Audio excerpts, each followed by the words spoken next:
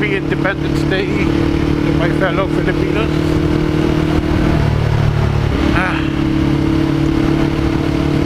Another vlog, another weekend. Supposedly merong ride ngayon ng Ducati Philippines, but as much as I wanted to join para to meet naman yung mga other Ducati riders, I can't because I'm visiting a friend who passed away last year, and it's his birthday today, so I'm going to go to visit him at the cemetery. Ang bigat nung pagkamatay ng kaibigan ko. Remember when someone passes away of the same age, iba yung tama sa'yo. But I'm really hoping he's in a better place. So today, after that, I have lunch in Perea, in the Moto District in Perea. Hopefully we get to try their Japanese food. And I think MV Agusta has a event there today where they'll be allowing us to test drive their bikes. And I'm interested because last time I talked to the one from MV Agusta, it has a very smart quick shift system. In fact, you don't even, para siyang auto clutch. When you're on a full stop, you don't even have to engage the clutch. Hindi siya namamatay. So yun yung very interesting concept that I wanna experience. Though I don't have any problem shifting manually, pero parang okay siya, no? Kasi Honda style is a fully automatic one, literally walang clutch. Ito may clutch pa rin, pero pwede mong hindi gamitin. So I'll know more later, and I'll ask more about the system, and I'll keep you guys updated on that. Okay, I'll post later. Okay, so this is a 2020 Turismo Veloce Luso with the Smart Clutch System, or SCS. So basically, it's an 800cc 3-cylinder engine, counter-rotating in crankshaft niya. So what makes it different from regular bikes is it has a Smart Clutch System, Smart Clutch transmission. So it lets you work the transmission like a semi-automatic, like a scooter at low speed.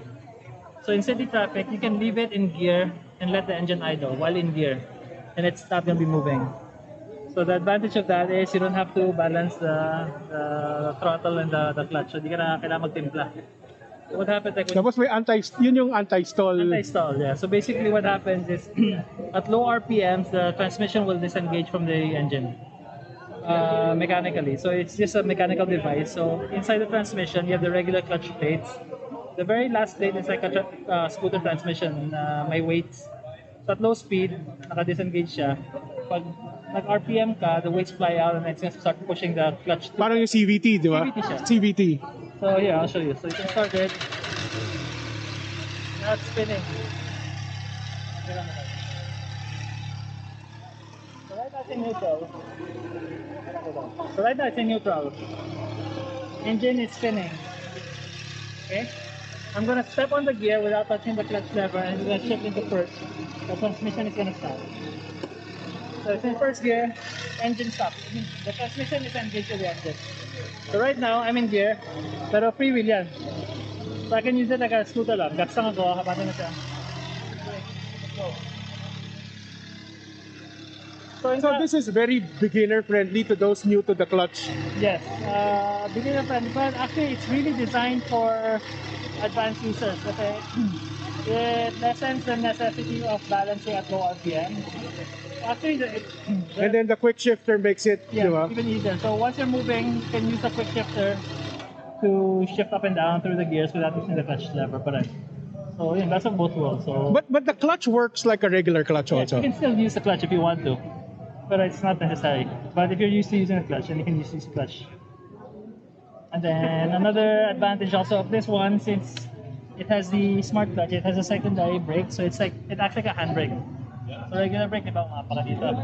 This one, you lock it. So that's the rear wheel. So what you can do, you use that in concert with the smart clutch, kunyari going uphill.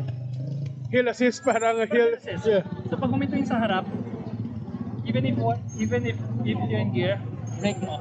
So you're in gear, you're hanging, but you're... So as soon as you put it, you rev, the brakes No, disengages. you just have to step on the brake again, Okay. then disengage. So kung nakahangin ka, akan mo lang. Para hindi na... Just let go, and then kung abante na, gas ka lang and let go. Then abante ka na.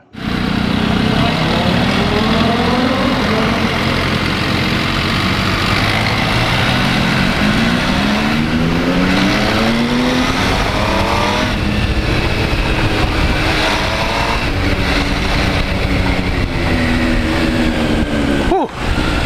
Has power. Shifting without clutch. Nakakapanibago. The brakes are strong.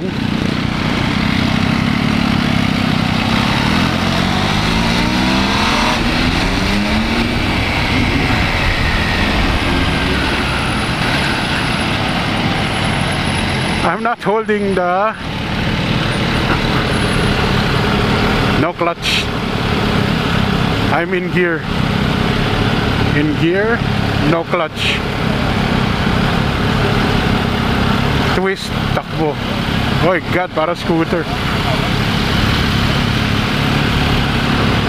Oh, very interesting. Very makes it easy to ride. Pero coming from someone who uses a clutch, parang napapahanap ako ng clutch. Pero shit, okay ah, no clutch. It's like riding a scooter.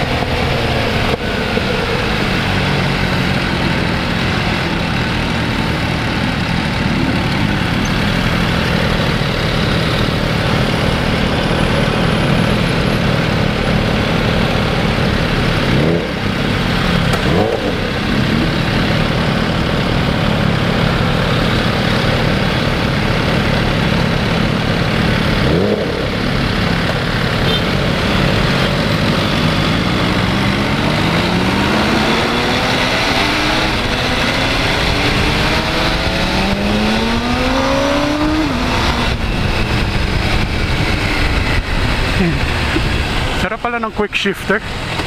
First time using a quick shifter. So it should easy to launch arangkada when you're always in gear, no twist lang eh.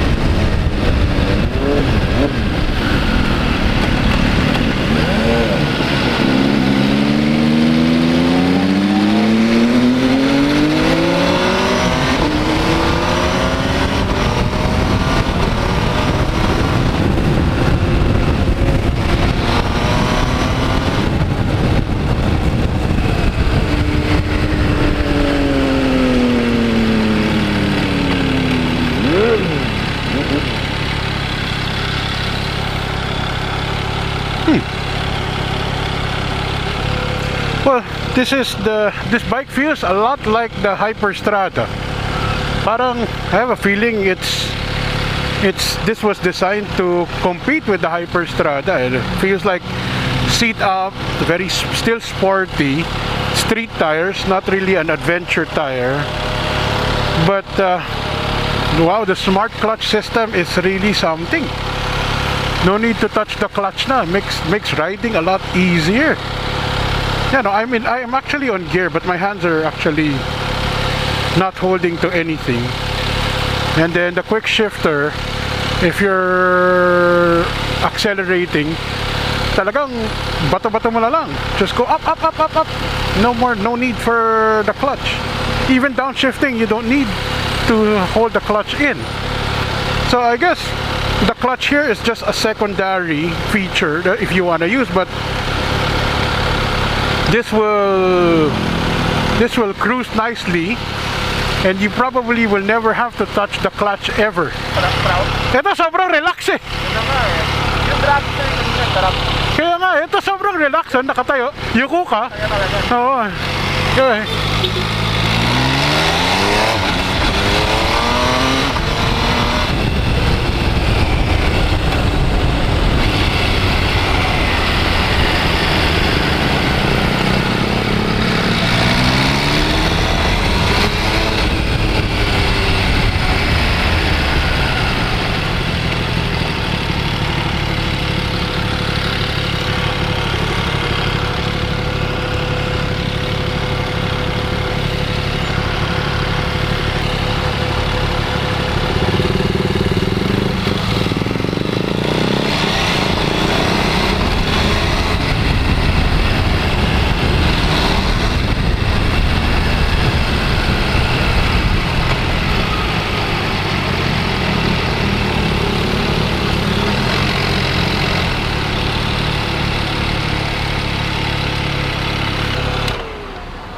Sobrang aliw. Kakaiba, di ba? Oo. Parang di mo alam kung hahawakan mo yung clutch o hindi. Para kung Sorry yan sa umpisa. bibitawan ko ba yung clutch, kundi kasi takot mo baka biglang umano eh. But it's so convenient especially in the city. City, yeah. Pag stop and go or you're just maneuvering through intersections. Oo. Pero I wanted to find neutral. It's so hard to find neutral. Ngayon, kailangan namin i-set ulit. Okay. Yeah, Pero hindi kailangan eh. You just leave it in first gear eh. Yeah.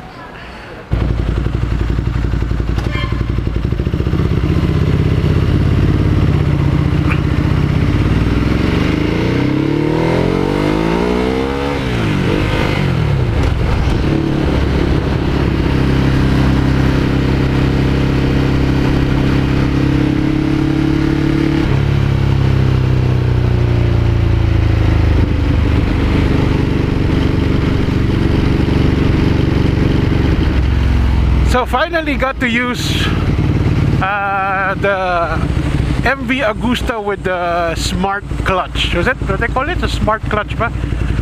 Checking ko nga ulit what they call it. But grabe, it's at first it's nakakapanibago how to use it. You're like, you want to use your clutch, but it's a system that doesn't require you to actually use the clutch. You can leave the bike on first gear and no clutch, and it's not gonna move until you twist the throttle. Parang scooter, diba? So you can actually parang ano siya those semi-automatic na mga na motorcycles. I don't know if you've used yung mga Honda Cub, what was that? The monkeys. Yung meron siyang parang semi-automatic. It feels like you're riding one of those. No, you put it in gear, hit the brakes, no need to hit the clutch, and the engine is not gonna stall. Yun nga, anti-stall. And then it's a quick shifter, so just put it in gear, first gear, twist the throttle, and then just go upshift. And then, tama. You just keep upshift. Pretty much, you don't even want to let go of the throttle, okay lang. Ang galing. Na it's easy to ride. It's so nice to drive. Pero ang power kasi ng the power with this 3 cylinders of the MV Agusta compared to the Ducati's twin, the power of the twin is at the bottom as in the acceleration is crazy, di ba?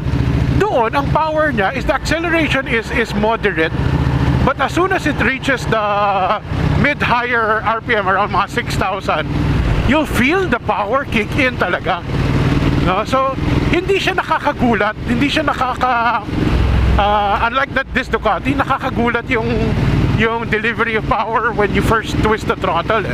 But with the MV Agusta's 3-cylinder, the power at the very low RPM is very manageable. So, pag binira mo, pag tumaas yung RPM, that's the time it really gives out its power. So hindi ka masyado nagugulat, but it's a very powerful bike. In mid-range niya, ang ganda. No, so very usable. Yun nga, the triple has that nice combination of not too low torque, but you don't need to rev it too high to get the power as compared to an inline 4. And it sounds pretty good. Especially when I tried the Brutale. The Brutale, kala mo tahimik, and this is on stock pipes, ha? But as soon as I rev it above mga 5,000-6,000, wow, the engine just goes alive and the sound is so good.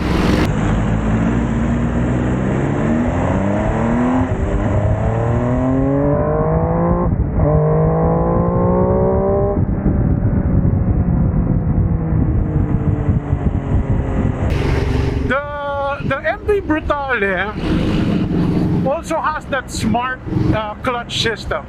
So it does the same way, walang clutch. But yung upo niya is a little bit more aggressive. No, so, but not too aggressive like the Super Veloce. It's close to a standard, but medyo konting yuko. I did ride it long enough to know if it's comfy in long rides, but hindi naman ako masyado hirap. No, when I tried to go around it to try and use it, hindi naman ako ganun kahirap. So it's okay. The seat height is manageable. It's not too tall. So yun lang. I think the MV Brutale with the smart clutch is around 1.2 million. So compare that to the Turismo Veloce, the new models, it's around 1.5 million. So medyo malaki difference.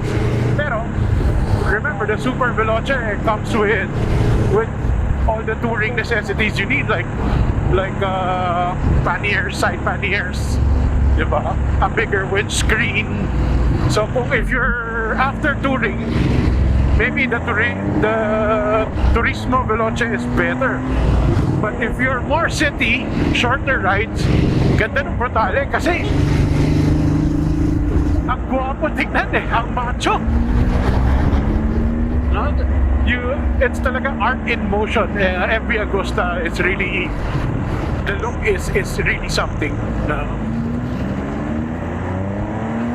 So that's my short review of or at least my first impressions of the smart clutch. So thank you for listening to another one of my weekend vlog. Hoping to catch you on my next vlog. Please don't forget to like and subscribe. See you. Bye.